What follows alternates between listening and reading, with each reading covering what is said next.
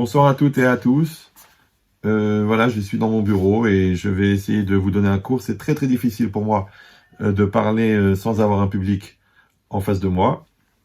Et j'espère quand même que ce sera à la hauteur de ce que vous attendez. Initialement, j'avais prévu de donner un cours que je devais donner à Lyon sur le thème de la paresse et de la tristesse.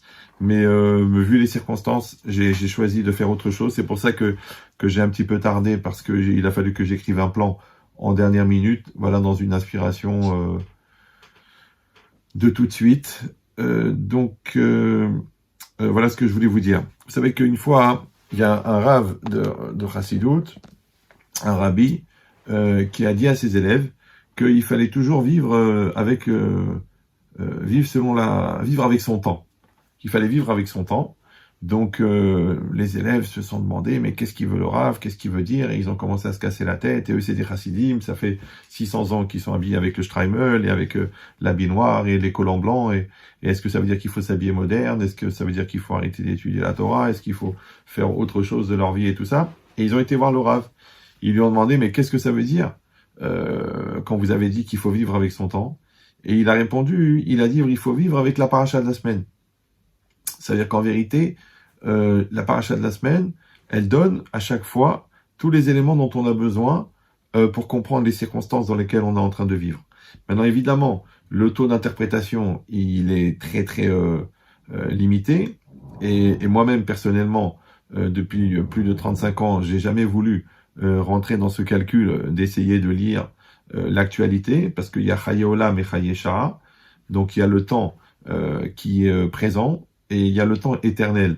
Maintenant, moi, j'ai toujours voulu travailler sur les fondamentaux, pas sur l'actualité, parce que c'est vrai que l'opportunité de lire l'actualité et de la traduire, elle est tentante. Mais d'un autre côté, on a un taux d'erreur qui est tellement grand, tellement fort, que c'est très risqué. Et malheureusement aussi de faire des prévisions et de faire des calculs et de faire des annonces, c'est très dangereux. C'est pour ça que le Rambam, il dit que à la fin des temps, il faudra pas faire des comptes et des programmes, et ça va se passer comme ça, et ça va se passer comme ça, parce qu'au fond, il y a des grandes marloquettes, il y a des grandes discussions dans les chachamim, et que, encore une fois, le taux d'erreur, il est énorme, et il dit qu'il faut avoir une émouna klalite, une émouna générale, de ce qu'Hachem attend de nous. C'est-à-dire que nous restions des bons juifs, dans l'application de la Torah, et dans une émouna qui soit forte, et surtout dans la joie. Donc, c'est pour ça que c'est très compliqué de faire une lecture. Maintenant, je me suis permis, parce que ce Shabbat, en lisant la paracha, j'ai eu quelques éclairages. Donc, c'est une lecture tout à fait personnelle. Elle n'engage que moi. Je ne suis pas Moshe Rabbeinu. J'espère seulement que ça vous apportera du nachat et de la simcha, et ça nous renforcera à tous notre relation avec Hachem. Alors, au début, c'est très intéressant quand on lit la paracha de Kitissa, puisqu'a priori, le Kitissa, ici, on parle que la Torah demande qu'on compte les bénis Israël en donnant le Machatzit Shekel. Et comme il est interdit de compter les bénis Israël, donc c'est pour ça qu'Hachem a demandé qu'il donne chacun une pièce. Et dit en comptant les pièces plutôt que de compter les personnes, puisque chaque personne est un infini, et c'est impossible de cumuler les infinis. Tu vas pas dire un infini, plus un infini, plus un infini. Donc, c'est pour ça qu'on a demandé de compter les pièces. Ça, c'est le langage simple. Mais Kitissa, en hébreu, ça veut dire aussi lorsque tu élèveras, lorsque tu vas élever les bénis Israël, quand tu vas les faire monter. Ben, nous, on sait très bien qu'on parle, bien sûr, de montée spirituelle, d'élévation spirituelle, et que par rapport à ça, la Torah, en fait, elle propose un programme directement pour le faire. Et là, j'ai été touché parce que quand la Torah, elle parle de ça, tout de suite, qu'est-ce qu'elle demande? Elle demande la mitzvah de Kior. On sait très bien que le Kior, dans le Mishkan, c'était cette espèce de récipient là, un peu de réserve d'eau, avec des robinets, pour que les Kohanim puissent se laver les mains. Se laver les mains, ici, ça veut dire quoi? Ça veut dire que pour se présenter à Kadosh Baruch Hu, pour faire le service divin, les Kohanim, ils doivent être purs.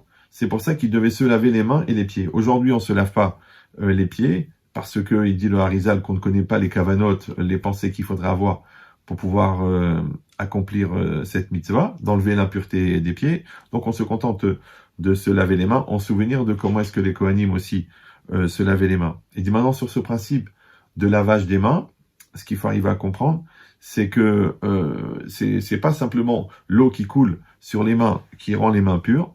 Il dit le Ben Ishraï, au moment où on doit se laver les mains, on doit prendre le keli dans la main, l'ustensile, et on doit verser. Et c'est Koach Adam, s'appelle la force de l'homme. La force de l'homme, ça veut dire que c'est pas le robinet, c'est pas l'eau qui coule qui va purifier, c'est le fait qu'il y a une intention d'un homme de verser cette eau. Maintenant, le geste, il est accompagné d'une intention. Il dit lors Ben Ishraï que cette intention, elle doit être justement de se purifier, justement de s'élever. Et c'est pour ça que quand on fait la bracha al netilat yadaim, d'accord, on lève les mains vers le ciel pour offrir nos mains à Kadosh Baruch Hu. Alors c'est intéressant que cette mitzvah-là, puisqu'elle part de l'intention, c'est-à-dire dans quel esprit je suis au moment où je veux faire netilat yadaim. Et la logique de l'intention, si on la prend un petit peu par l'humour à l'inverse, quand quelqu'un veut se débarrasser d'un problème ou ne pas avoir une responsabilité, il dit en français, je m'enlève les mains. Mais ça, c'est dans le côté immature. Dans le côté mature, le contraire, quand la personne, elle va se purifier, ça veut dire qu'elle va prendre cette intention positive de s'élever et d'élever son corps pour Hachem en versant l'eau sur les mains. Et dit donc, c'est une circonstance qui doit s'appliquer normalement au Kohanim. Mais nous aussi, nous faisons cet avoda de nous laver les mains. Il dit positivement. De la même manière, quand quelqu'un va se mettre en situation positive de s'élever, d'accord, en disant je mets les téphilines ou je mets le talit sur la tête, il peut mettre le talit parce que c'est lors de la prière. Ou il peut dire tiens, je vais en profiter pour avoir ce moment d'élévation avec Hachem de la même manière que je suis entouré par le talit, je suis entouré par la lumière d'Hachem qui éclaire ma vie. De la même manière, il peut mettre les téphilines parce que c'est l'heure, parce que c'est le moment, parce qu'il doit vite partir au travail, ou il peut aussi mettre les téphilines en disant, comme c'est marqué dans le Shulchan Aruch, je vais soumettre mon cœur et mon esprit à Kadosh Baruch Hu, et je vais me rappeler de tous les miracles que Kadosh Baruch Hu m'a fait en sortant d'Égypte, et que Hachem il continue à intervenir dans ma vie. Du coup, ici, l'intention qui va accompagner le geste de mettre les téphilines va être une forme d'élévation. De la même manière ici, quand on nous parle de se laver les mains, donc automatiquement, c'est quelque chose qui va élever la personne. Aujourd'hui, dans l'actualité, on parle beaucoup de se laver les mains. C'est très intéressant que toute la journée, on nous répète « lavez-vous les mains, lavez-vous les mains, lavez-vous les mains ». Et dans le pasuk, c'est marqué « Verachatsu yedehem ». Ouais, et ils laveront, et vous laverez vos mains, « Veraglem » et vos pieds, « Velo yamutu » et vous ne mourrez pas. « Veita lahem chokolam » ce sera pour vous une loi éternelle, « O le zaro ledorotam ». Donc moi, je le lis personnellement, encore une fois, ça n'engage que moi, comme un petit clin d'œil, que Akadosh Baruch Hu nous dit que, vous voyez, il y a un rapport entre le fait de se laver les mains et le fait de ne pas mourir. Et aujourd'hui, qu'on est tous concernés par ce virus bizarre, donc on est en situation de le faire. Juste après, la Torah nous donne la mitzvah des Ketoret. La mitzvah des Ketoret, vous savez, ce sont ces 11 épices, 11 éléments qu'on devait mettre ensemble pour fabriquer les encens qu'on allait brûler dans le Beth Amikdash. Maintenant, on sait que les Ketoret, ils représentent quelque chose de très très élevé. Et d'ailleurs, les grands rabbanim aujourd'hui, Rav Shlomo Amar et d'autres encore, ont proposé aux gens de lire les Ketoret avec la Kavana, et même de les lire en tzibour, de lire en communauté. Et la force des Ketoret, elle est connue qu'elle est liée aussi par rapport à la sauvegarde de l'épidémie. D'ailleurs, quand il y a eu l'épidémie, quand les Bnei Israël ont fauté et qu'il y a eu une épidémie, après Korach, à ce moment-là, c'est marqué que Aaron, il a pris les Ketoret et il s'est mis à courir dans le temple, dans le camp, et partout où il passait, la Magéfa s'arrêtait. Partout où il passait avec les Ketoret, avec les encens, alors l'épidémie s'arrêtait. Maintenant, il y a une lecture qui est le côté magique, la ségoula, que les Ketoret ont ce pouvoir d'arrêter l'épidémie, mais il y a aussi une logique, c'est que quand les bénis Israël voyaient Aaron en train de courir avec les Ketoret, ils prenaient conscience à ce moment-là de la bêtise qu'ils avaient fait de suivre Korach et de rentrer dans la marloquette, dans la querelle, contre Moshe Rabbeinu et donc contre Hachem. Et cette prise de conscience, elle les a amenés à la Teshuvah, et cette Teshuvah, elle arrête la progression. Pourquoi? Parce qu'en vérité, la logique, c'est quoi? C'est comme si le peuple, il ressemblait à un corps. De la même manière que la maladie, malheureusement, elle se développe dans le corps, et que cette maladie, elle est liée aussi à des circonstances et à un terrain mental. Oui, quand la personne va renforcer son terrain mental, qu'elle veut se battre, qu'elle veut s'en sortir, automatiquement, elle pourra limiter la dégénérescence de la maladie, alors que le contraire, si la personne, elle est faible moralement et physiquement, et qu'elle désespère, eh ben, son désespoir va être un petit peu le combustible qui va alimenter la maladie pour aller, chas v'shalom, vers la fin. Donc, cette kétorette, en vérité, cet encens, c'est un ensemble d'éléments, et ces éléments-là, c'est une fumée qui va monter vers le ciel. Or, la terre, eh ben, c'est nous, c'est les hommes, le ciel, c'est Hachem, et la kétorette, eh ben, c'est cette fumée qui relie le ciel et la terre. Cette fumée, elle correspond à quoi? Elle correspond à la pensée, à l'intention de l'homme, à la spiritualité de l'homme, que l'homme, il va transmettre cette spiritualité. Or, c'est là-bas, c'est marqué dans les 11 kétorettes, dans les 11 éléments qui constituent la kétorette, qu'il faut qu'on amène Chelbena. Et les Chachamim, ils expliquent que Chelbena, en vérité, ça correspond à quoi? Ça correspond aux mécréants, aux juifs qui sont éloignés. Et la Gemara dans Ta'anit, elle dit qu'on ne peut pas faire un ta'anit de prière, c'est-à-dire si on fait un jeûne, par exemple parce qu'il y a une sécheresse et qu'on veut prier, on ne peut pas faire cette prière si parmi la communauté, il n'y a pas aussi, entre guillemets, des réchaïm, des gens éloignés. Ici, c'est pareil, comme un peu comme dans le loulav, on a réuni les 4 sortes, de la même manière, dans la prière, il faut réunir les 4 sortes. Donc c'est pas bien de séparer, de dire celui-là il est religieux, celui-là il est pas religieux, celui-là il est à côté de la plaque. Chacun il a ses circonstances, et chacun il a ses choix, et chacun il a sa responsabilité devant Hachem.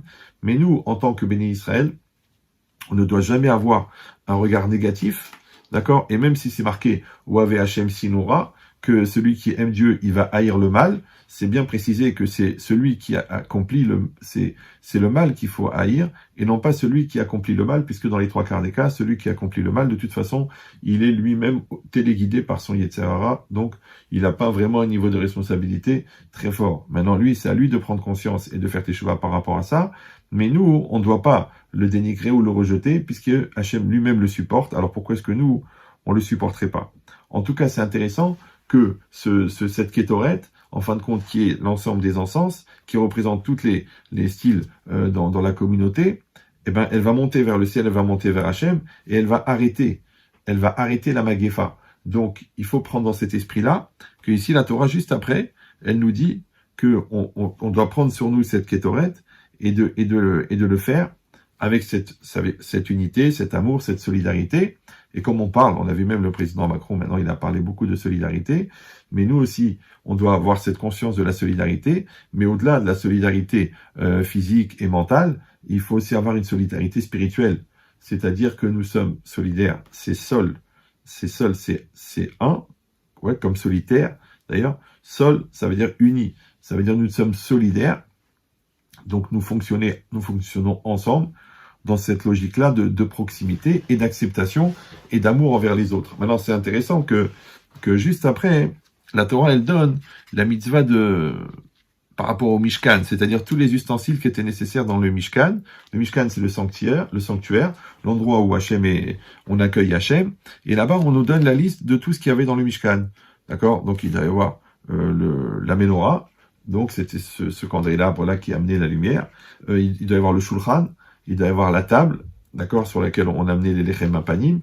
Il doit y avoir aussi le Aaron à Kodesh, bon, cette armoire sainte dans laquelle on contenait la Torah. Maintenant, ils disent les commentaires, entre autres, que le Mishkan, en fin de compte, c'est quoi? Eh ben, par rapport au temps où il y a le temple, eh ben, ça correspond au temple de Jérusalem. Avant ça, ça correspondait au Mishkan, qui avait le sanctuaire qu'on avait dans le désert, qui était démontable. Mais aujourd'hui, que nous n'avons pas le Beth Amikdash, donc le sanctuaire, en fin de compte, c'est quoi? Ben, c'est la synagogue, c'est le Beth Midrash, et c'est la maison. Et de la même manière, dans la maison, un homme, il va avoir la menorah, donc il va avoir la lumière, et il va avoir le shulchan, il va avoir la table, et il va avoir le Aaron. Le Aaron, c'est-à-dire toute la Torah qu'il va avoir dans sa maison.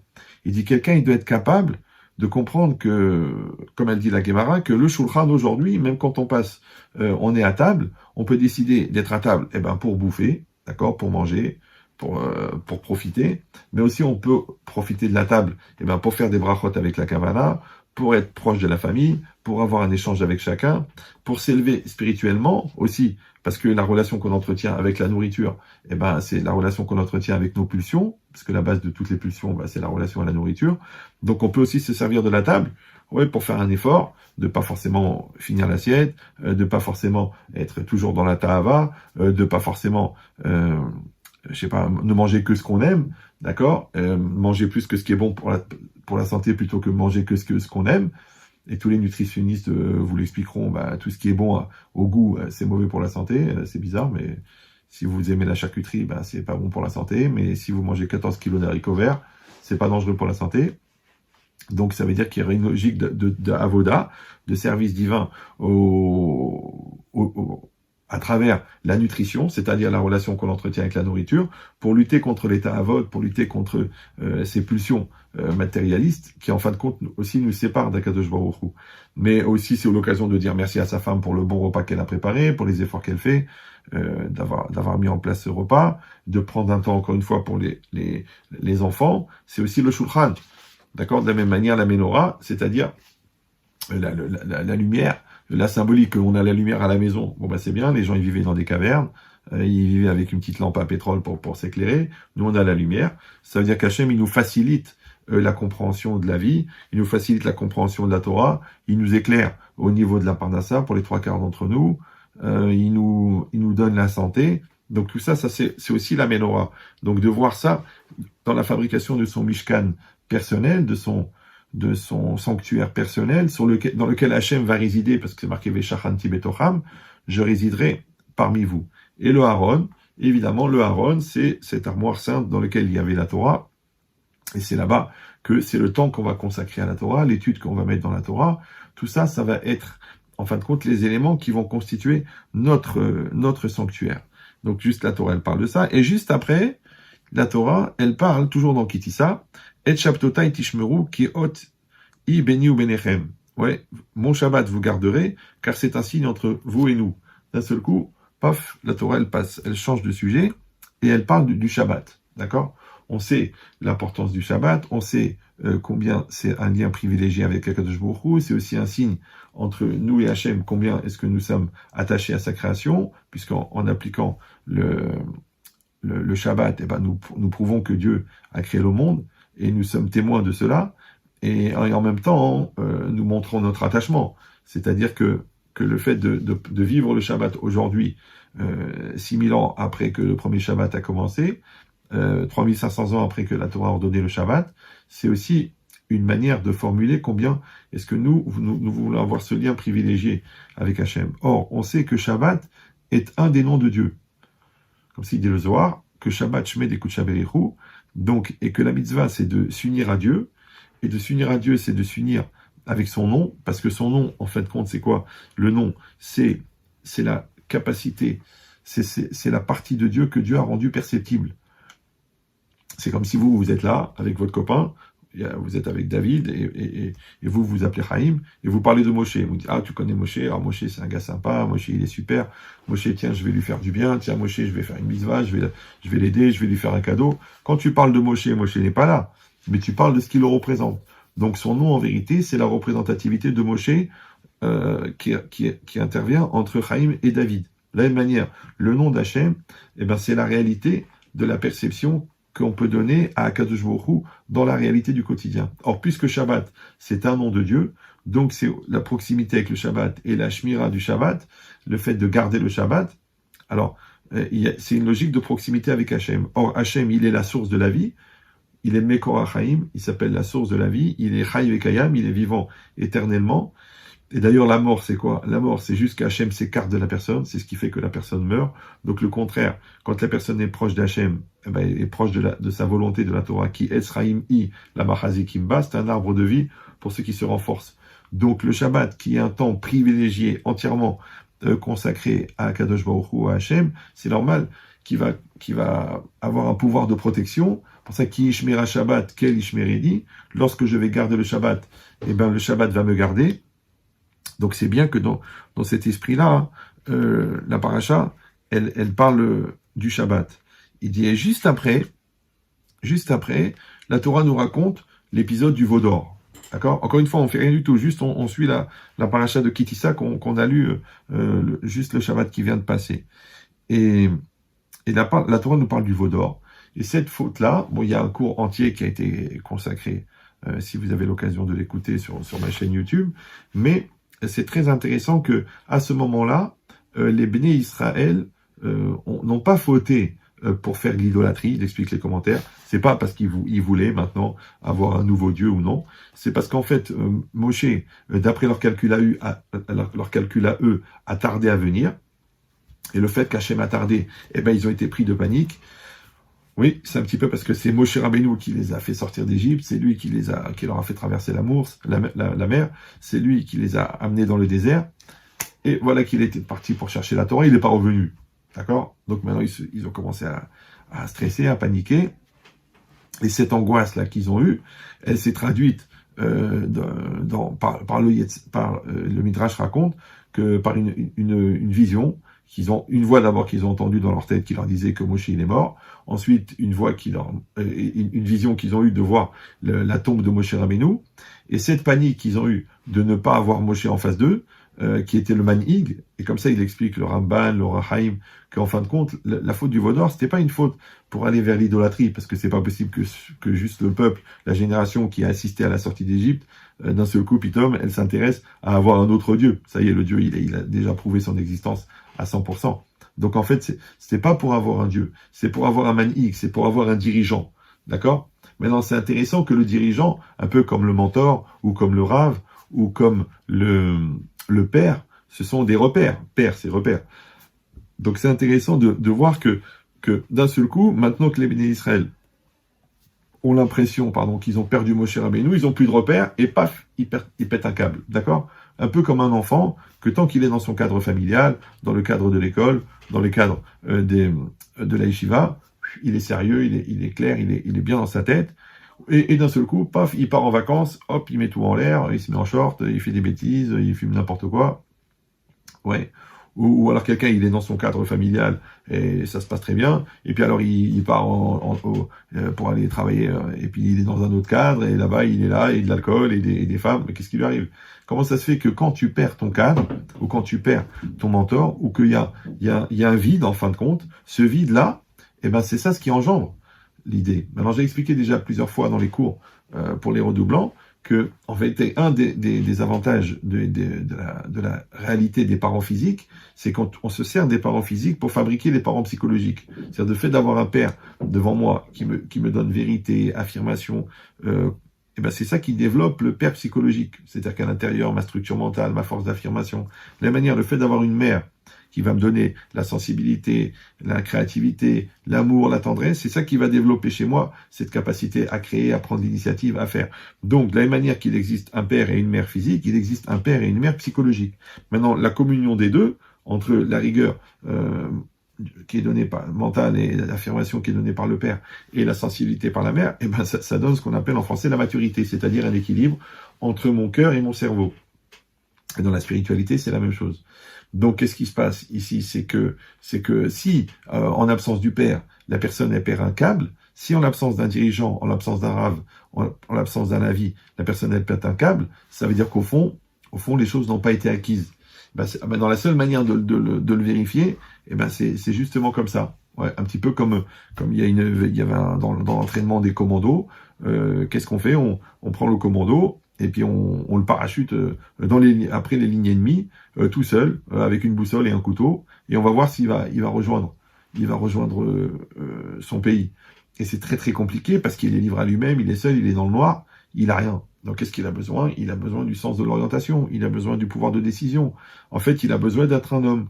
Et de la même manière, ce terrain ennemi, c'est l'obscurité, c'est le doute, et on sait que les terrains d'application de la mitzvah de la Emouna, c'est justement le doute. C'est-à-dire quand on comprend plus rien à ce qui se passe, qu'on n'a aucune visibilité, qu'on ne sait pas où on va, qu'on ne sait pas ce qu'on doit faire, c'est justement à ce moment-là qu'il va s'appliquer la mitzvah de la Emouna. Que la Emouna, elle est d'être capable de croire, malgré que les choses nous portent à ne pas croire. Parce que c'est ça la Emouna. C'est quoi la foi? La foi, c'est d'être capable de s'investir dans quelque chose que je ne vois pas.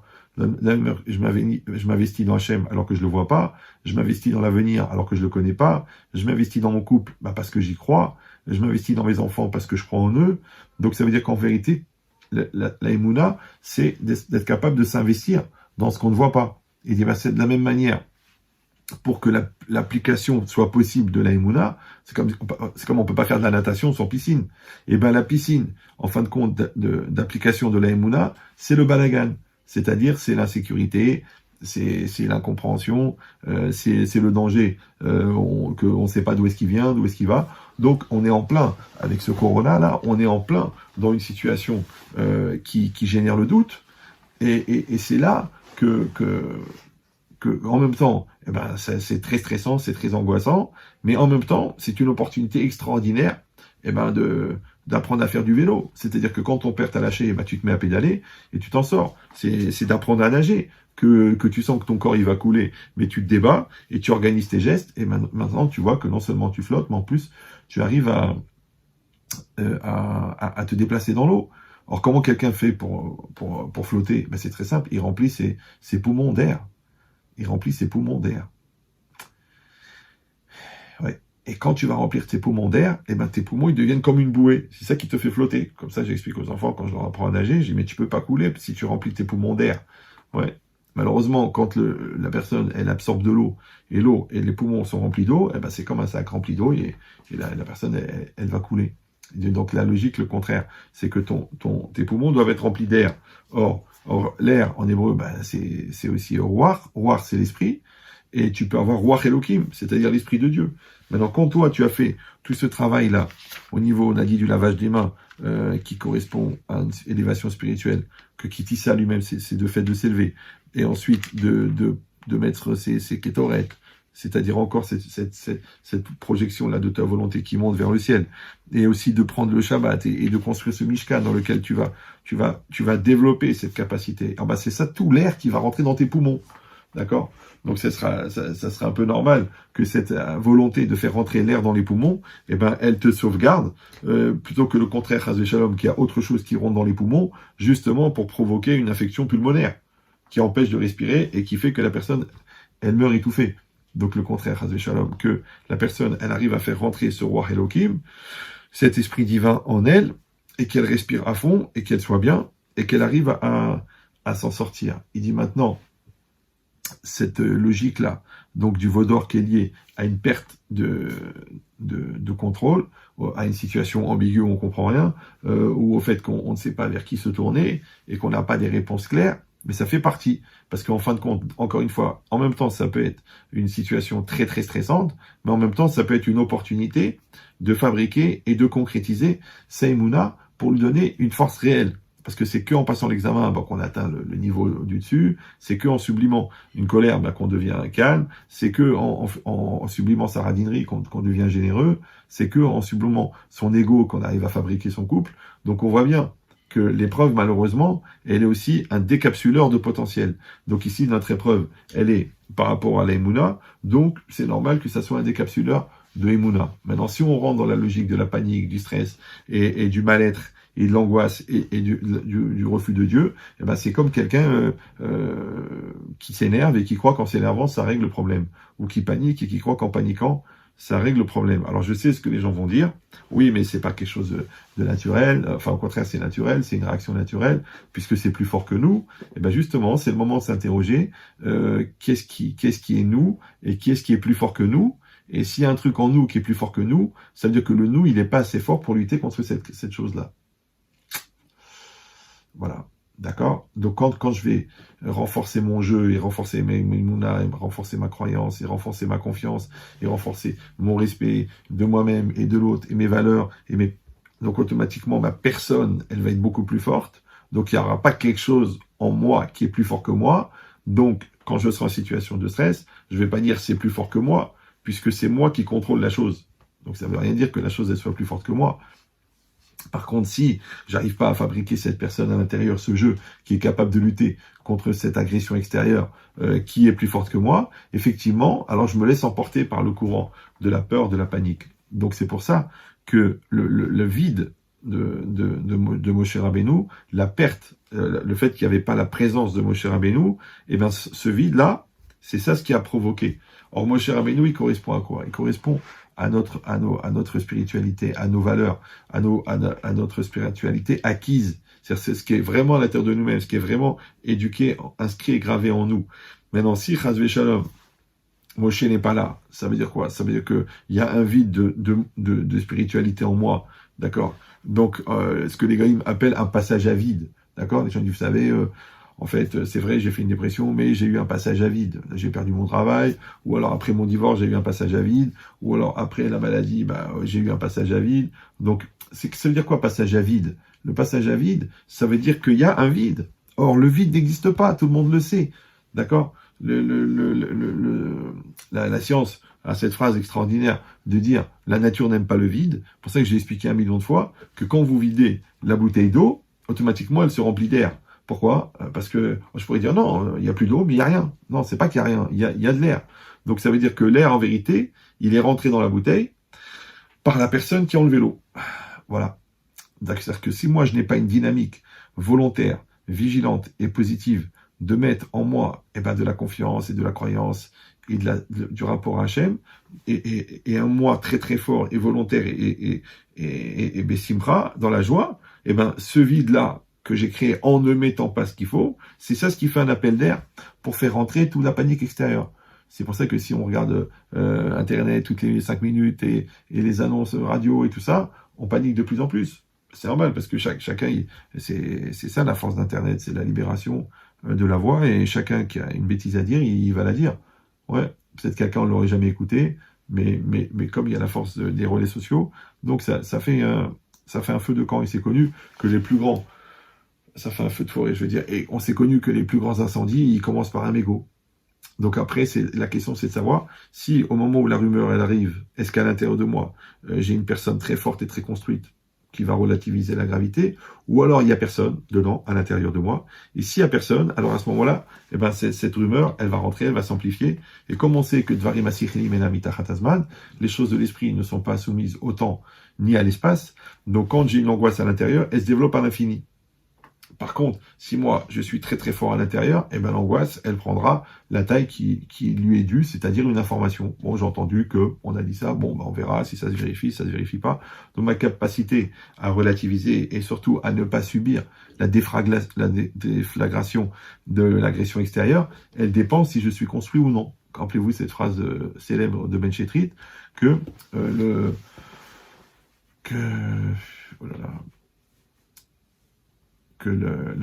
la force de l'agression extérieure dépend du vide intérieur. Donc de la même manière, quand on fait ce travail-là, de comprendre que la société, en fin de compte, elle correspond à ça, parce que c'est ce qu'elle propose, ça s'appelle un veau d'or, d'accord? C'est-à-dire qu'il y a de l'or partout, et souvent une tête de veau. Donc de dire, voilà, il y a du superficiel, il y a du vide, d'accord? Et moi, je me remplis de ce vide, parce que quand je me remplis de télé, je me remplis de bêtises, je me remplis d'émissions idiotes et de clips musicaux et de feuilletons et de films et d'informations stressantes. En fin de compte, j'ai rempli ça. Et ça, pour moi, ça correspond au veau d'or. Au veau d'or de l'argent, au veau d'or de la matérialité, au veau d'or de la sexualité déjantée, d'accord, au veau d'or des vitamines illégales. Donc tout ça, c'est le veau d'or. Maintenant, par rapport à ça, on arrive à un niveau de perdition, encore une fois, pas seulement par rapport aux actes qui sont accomplis, mais surtout par le vide qu'elles ont engendré. Oui, parce que quand je fais rentrer la bêtise, l'intelligence, elle sort. D'accord? De la même manière, quand je fais rentrer l'impureté, la Torah, elle sort. Et dans ce vide de Torah, c'est là qu'il peut s'installer la peur et l'angoisse et la panique. C'est que les gens toujours, ils viennent, ils disent, Ramen Chetrit, voilà, j'ai fait une dépression. Je dis, mais c'était quoi votre terrain avant?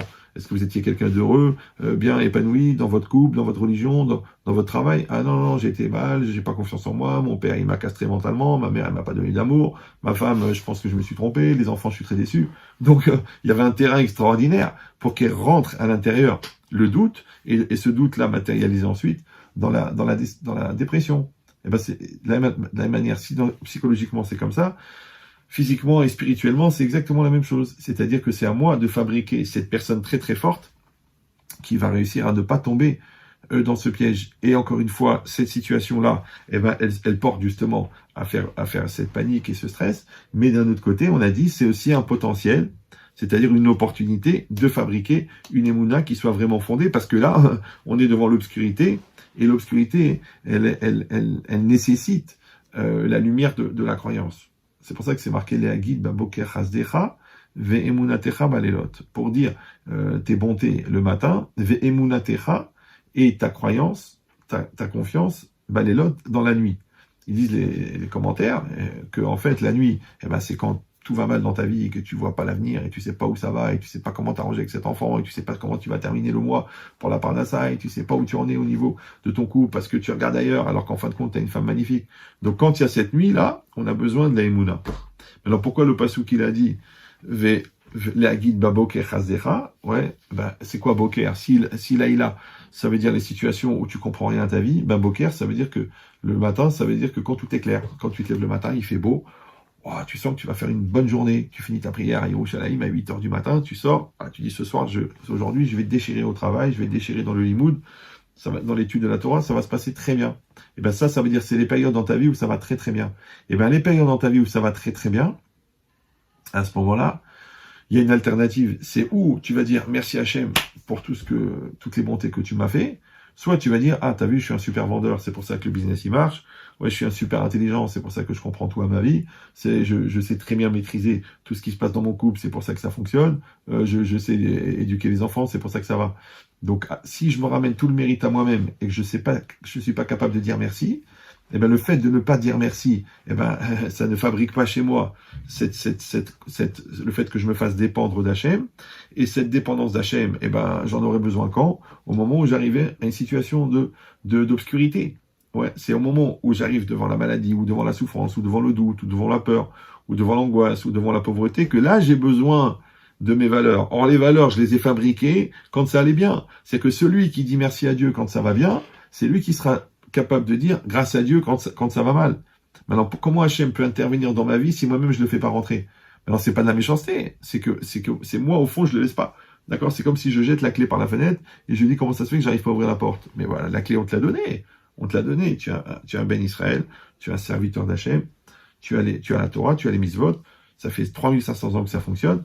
Fais ce que tu as à faire. Tu dis, ça me saoule, j'ai pas la tête, j'en ai marre de ces contraintes, c'est trop compliqué, les tuilines, c'est difficile, le Shabbat, ça tombe samedi, la cache-route, c'est contraignant, c'est comme tu veux, il n'y a pas de problème, tu as le droit.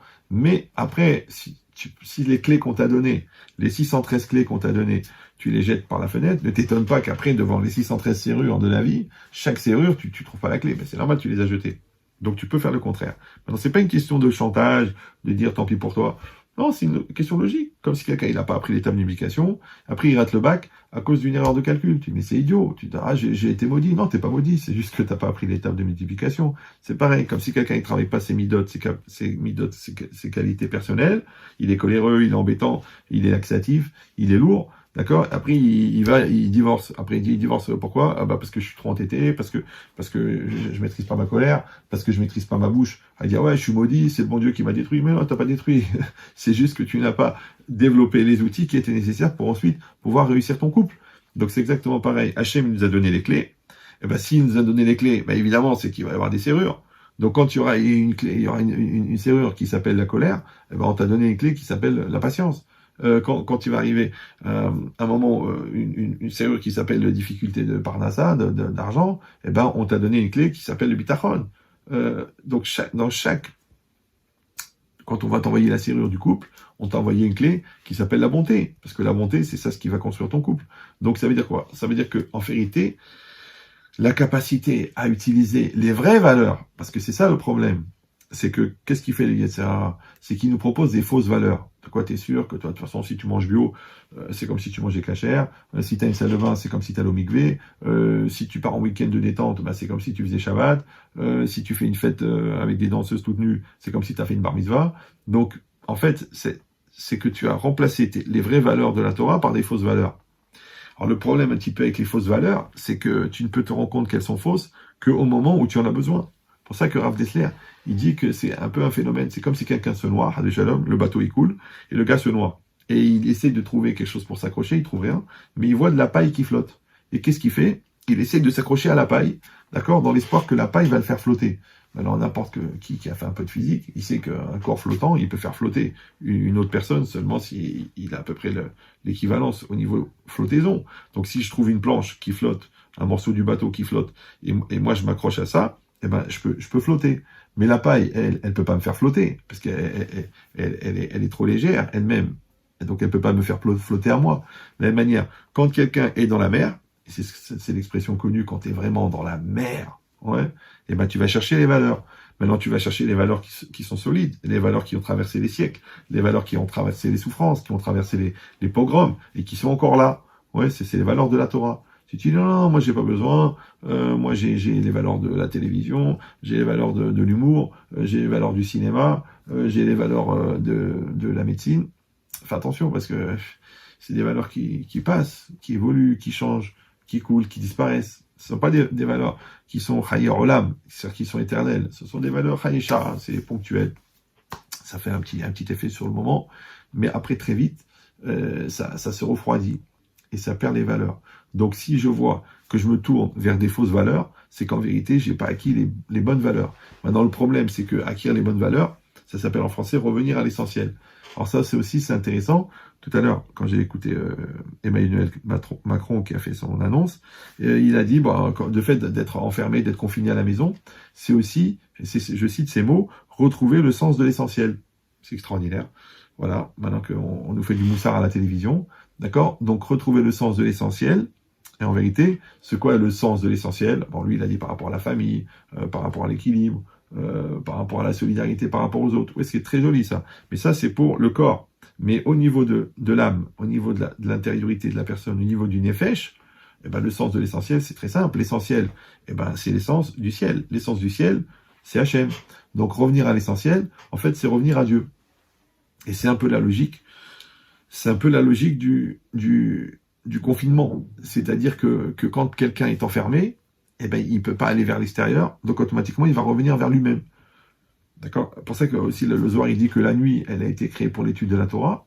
Alors, ils expliquent les commentaires que le jour, et tu vois tout. Tu vois ce qui se passe, tu vois que ça bouge, tu vois qu'il y a du travail, tu vois qu'il y a des opportunités, tu vois qu'il y a des gens, tu vois qu'il y a des discussions possibles. Donc, automatiquement, tes yeux et ta tête, ils partent vers l'extérieur. Mais la nuit, quand tout est fermé, étant tout éteint, imagine un village de montagne, d'accord, en Haute-Savoie, il est 11h du soir, c'est fermé, hein, il n'y a pas de café, il n'y a pas de sortie, il n'y a pas de boulangerie, il n'y a pas de bowling, il n'y a plus rien.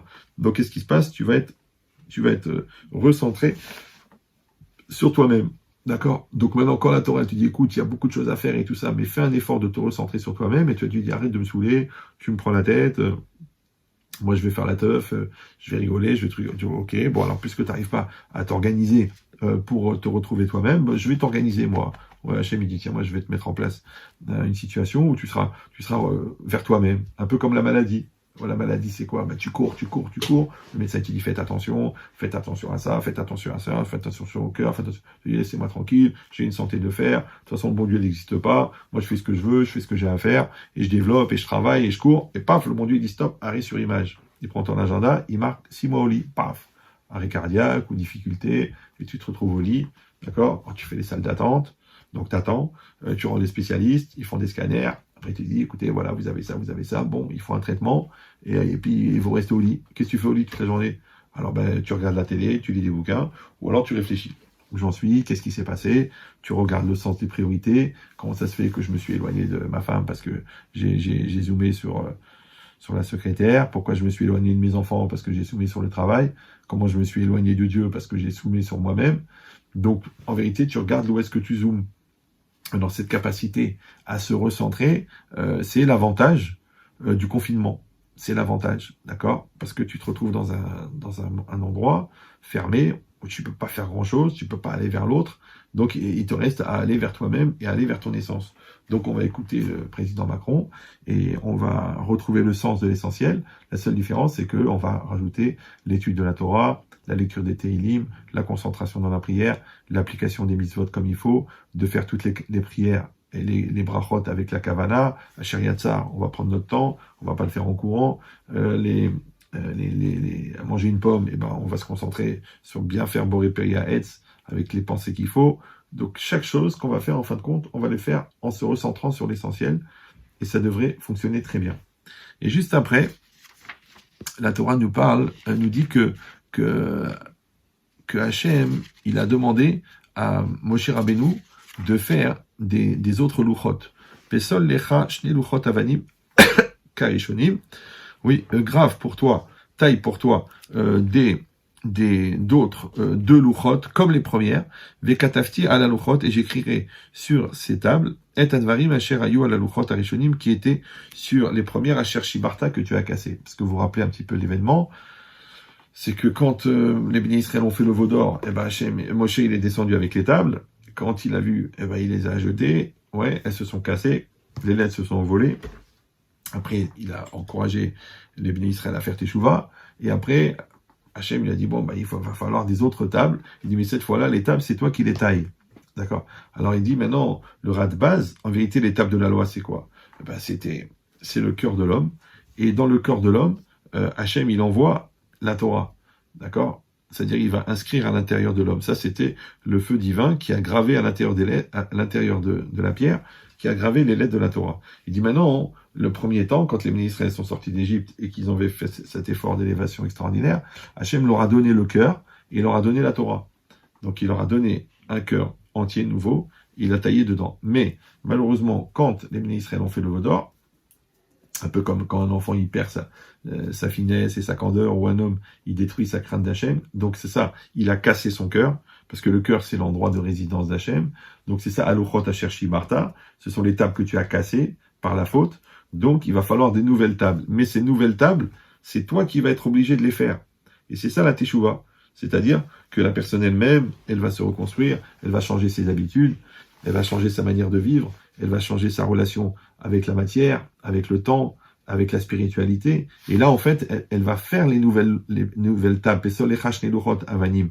Maintenant, fabrique-toi un autre cœur, Lev Hadash, un autre cœur, Karishonim, comme les premières. C'est-à-dire qu'elle doit avoir la même capacité de réception de la Torah, sauf que maintenant, c'est toi qui vas fabriquer le cœur, et tu vas recevoir cette Torah. C'est comme un enfant, il est jeune, il est jeune, il apprend la Torah, il apprend. Mais, en vérité, il n'y a pas une personnalité qui dit « je veux ». Et après, il fait des bêtises, il fait des avérotes, il lâche un peu, et après, quand il revient, il fait teshuva, et là, il revient à Shaval Alev, d'accord? Il fait teshuva, et il ramène son cœur à Dieu, et à Dieu, à ce moment-là, il lui renvoie la Torah. Et à ce moment-là, la personne, elle reçoit la Torah avec la conscience, elle reçoit la teshuva avec la maturité, elle reçoit le Shabbat avec l'intelligence, pas simplement parce que ses parents l'ont obligé, elle reçoit la pudeur aussi avec la kedusha, la sainteté de la pudeur, et pas simplement parce qu'il fait froid et il se couvre bien. Donc ça veut dire que cette teshuva en conscience, ça s'appelle les nouvelles louchot, les nouvelles tables de la loi. Donc Akadosh Baruch Hu, il nous propose, il nous met en situation de fabriquer ce nouveau cœur. Justement, dans ce confinement, dans ce temps que nous avons pour le faire, il nous propose de fabriquer ce nouveau cœur pour pouvoir accueillir Hachem et la Torah en nous. Donc, et en mettant Hachem en nous, évidemment, on met l'essentiel. En mettant l'essentiel, on fait ressortir le superficiel, donc le veau d'or. Et avec le veau d'or, et part aussi la panique et la peur qui était, on a dit, le résultat du manque de Emouna. Et juste après, donc Moshe Rabbeinu a prié pour que Hachem accepte la Teshuvah des bénis Israël. Et Hachem, Baruch Hachem, il a répondu que Moshe a demandé Vesalarta la avonenu, donc tu pardonneras à nos fautes, Uchratotenu, Unchaltanu. D'accord? Ça veut dire que tu feras de nous ton héritage. Et Hachem, il a une réponse incroyable. Vayomer, il a dit Ine Anochi Korid Brit Neged Kolamecha. Ouais, voici que je vais faire une alliance face à tout le peuple, tout ton peuple, et c'est Niflaot. Regardez la traduction, l'extraordinaire. Ouais, je ferai des merveilles telles qu'il ne s'en est jamais produites sur toute la terre et parmi toutes les nations. Et tout le peuple au milieu duquel tu te trouves verra combien est redoutable l'œuvre d'Hachem. Donc alors là, on arrive vraiment à une situation bizarre. C'est comme si là, Hachem, à l'avance, il annonce un petit peu la période du Mashiach.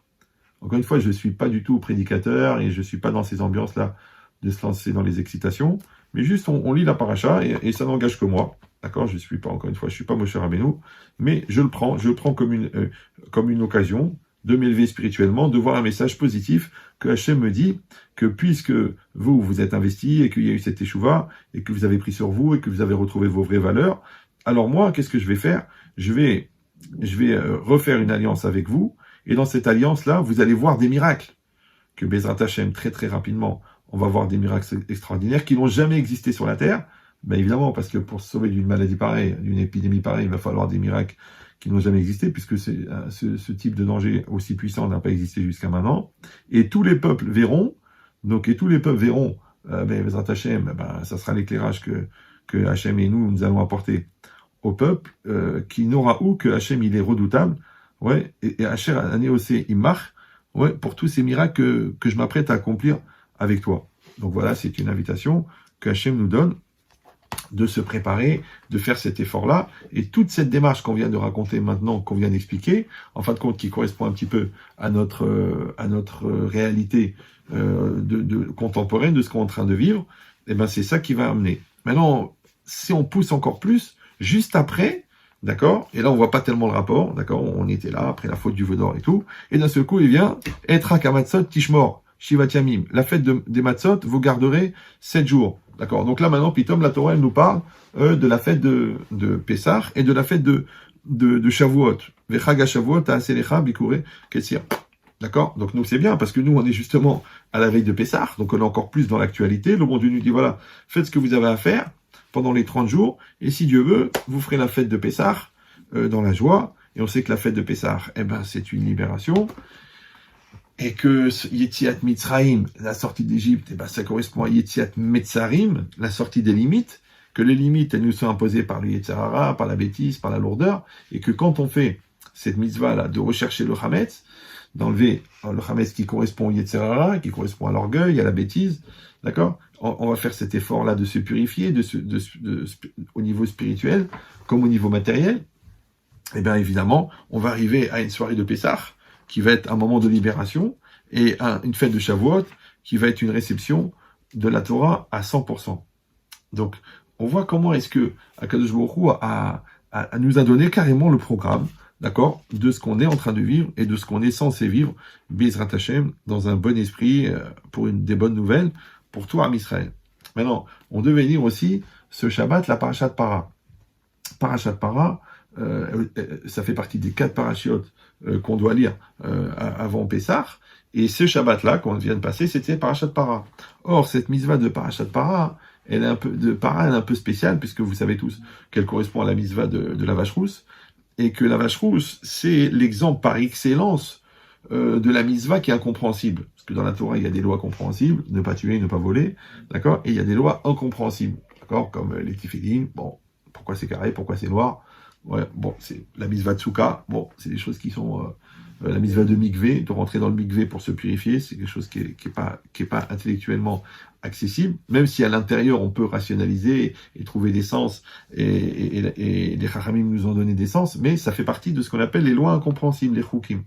Mais la loi par excellence du Chok, c'est la loi représentative maximum du dogme sur lequel il n'y a pas à réfléchir parce que c'est un décret divin, et ben ça c'est la vache rousse, d'accord?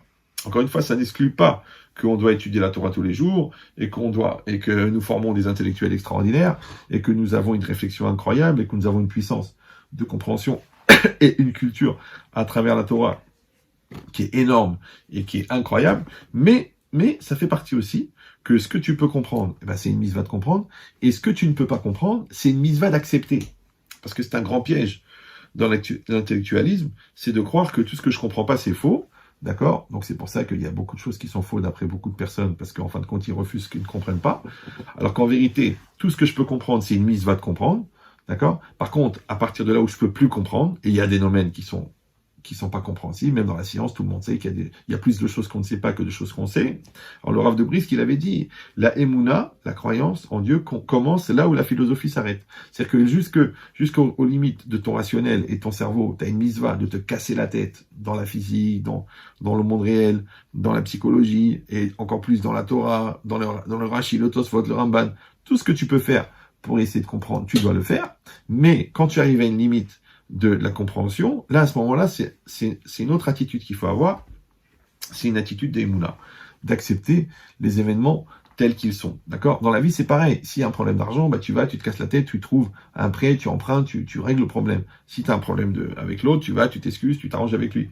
Mais quand c'est des choses qui sont incompréhensibles, comme par exemple un truc que tu peux pas gérer qui s'appelle le coronavirus, d'accord?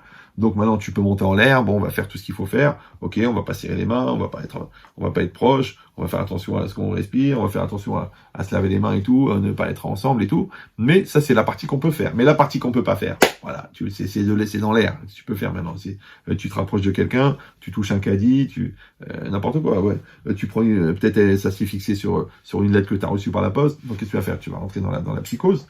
Non, tu vas dire ce que je peux comprendre, je le comprends, ce que je peux pas comprendre, je l'accepte. D'accord. Maintenant, le fait que je l'accepte, en fin de compte, je me mets en situation de mettre la partie que je comprends pas toute ma vie, mais la partie que je comprends pas, je la mets entre les mains d'Hachem. Je dis, écoute Hachem, moi, j'ai fait ce que je peux. Le reste, c'est toi qui t'en occupes. Si le contraire, si non, moi je comprends tout, je suis un scientifique, je suis un malin, je suis un mec intelligent, je suis un intellectuel, donc il n'y a pas de bon Dieu, c'est moi qui me débrouille. Alors, le bon Dieu il dit, si tu penses que tu vas te débrouiller, donc tu vas faire ce que tu as à faire, tu vas faire ce que tu peux faire. Pour le reste, tu t'adresseras au Rav très connu au Maroc, qui s'appelait Debrasek, d'accord, ça veut dire débrouille-toi, parce que tu maîtrises pas tout. Tu maîtrises pas tout. Donc, il faut avoir ce réflexe, d'accord, cette capacité qui évite d'ailleurs la destruction, de dire que quand je peux, je le peux, quand je peux pas. C'est comme si j'ai le feu à la maison, j'essaie d'éteindre, j'arrive pas. J'appelle les pompiers, d'accord. La grand-mère, elle fait un malaise, j'essaie de la réveiller, de lui faire des soins, j'arrive pas, j'appelle le SAMU. Il y a des gens, non, j'appelle pas le SAMU, non, j'appelle pas le RAV, non, j'appelle pas le psychologue, j'appelle pas le médecin, je me débrouille tout seul. Bon, écoutez, nous assistons à l'enterrement de Maurice, dont la qualité essentielle était l'entêtement, d'accord? Donc il faut faire l'inverse. Dans la partie qui t'incombe, encore une fois, et que tu es en maîtrise, c'est une mitzvah de te casser la tête et de faire des efforts pour trouver des solutions, mais la partie où tu maîtrises pas, ou la situation où tu maîtrises pas, tu dois t'en remettre à Dieu.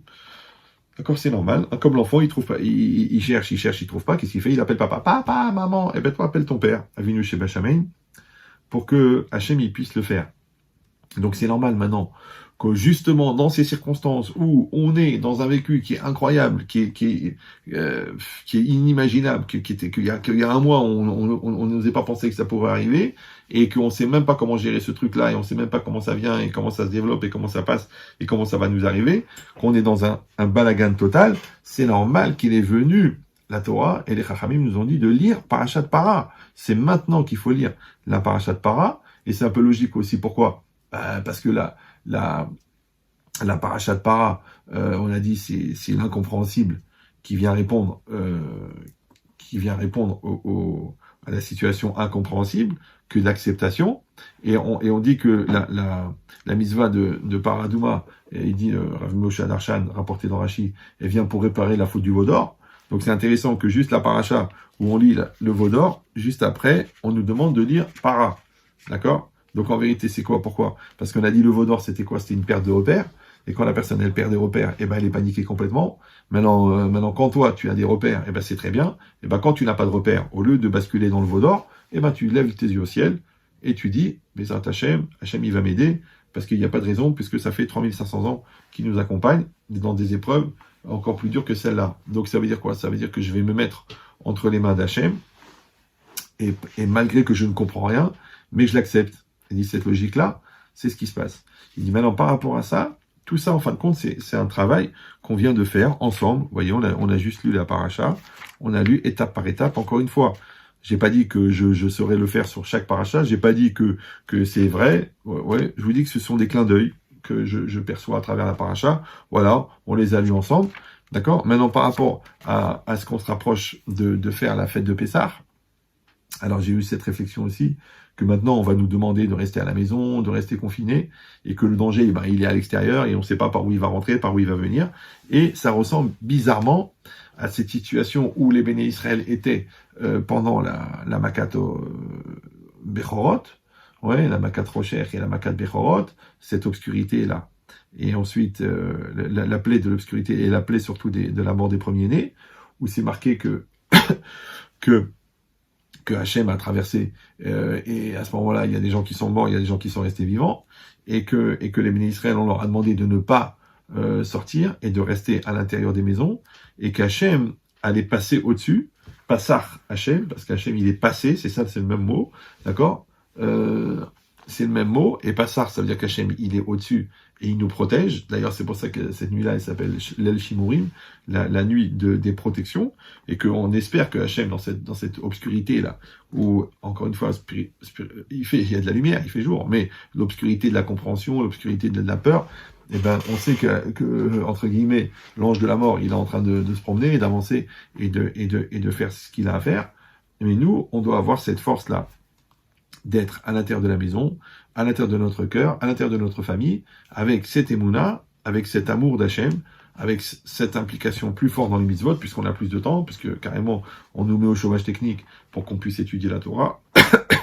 On nous enlève les impôts pour pas qu'on ait le souci. On nous enlève les charges salariales pour qu'on puisse enlever le souci. On nous arrête les prêts. On met en suspens les prêts pour qu'on puisse avoir la tranquillité d'esprit. Donc, tu as tous ces éléments-là que Hachem il met en place pour qu'on puisse justement faire ce travail de se renforcer dans le rapprochement d'Akadosh Baruch Hu, de se recentrer sur l'essentiel, d'avoir cette proximité. Pour que Be'ezrat Hachem, on arrive tranquillement à la Géoula, à la sortie d'Égypte, oui, mais avec le niveau qui est adapté.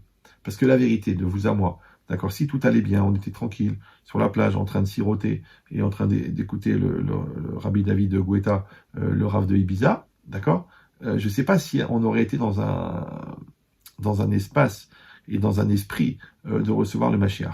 Alors que on dit que Mashiach, il a deux manières de venir, soit que les bénis Israël, dans un élan extraordinaire de spiritualité, ils atteignent ce niveau de maturité et ils deviennent tous dans la religion, dans la Torah et avec Hachem, et à ce moment-là, Mashiach, il vient, ou alors, Hachem, il envoie un roi extrêmement méchant, et il met une telle pression sur les bénis Israël, un petit peu comme Aman a fait avec la génération de Mordechai et Esther, et qu'à cause de la pression, les bénis Israël font teshuva. D'accord? Maintenant, encore une fois, il ne faut pas prendre la pression comme une espèce de chantage, parce que vous savez comment il fait l'idiot. Quand on lui demande rien, il fait rien, et quand on lui demande, il dit arrête de me harceler. Mais en fin de compte, c'est toi qui as généré l'harcèlement par le fait que tu n'as rien fait. D'accord? C'est comme si moi je rembourse pas l'argent que je dois, après je dis ouais le mec il arrête pas de me téléphoner. Mais baba, c'est toi qui a créé ce harcèlement en ne rendant pas. Donc nous on a une dette extraordinaire envers Hachem, c'est qu'il nous donne la vie, il nous donne la santé, il nous donne la protection, il nous donne un pays extraordinaire, il nous donne une Torah extraordinaire, on nous donne une génération extraordinaire. Donc c'est à nous de faire ce qu'on a à faire, notre partie à nous, c'est-à-dire de payer ce qu'on doit payer en tant que juifs, puisque nous sommes des serviteurs d'Hachem et désignés pour ça. Donc, on fait ce qu'on a à faire. Quand on fait ce qu'on a à faire, lui, il fait ce qu'il a à faire. Il nous amène Be'ezrat Hachem, la Géoula. Donc, il nous reste à prier, à s'investir, à avoir cette élévation du cœur.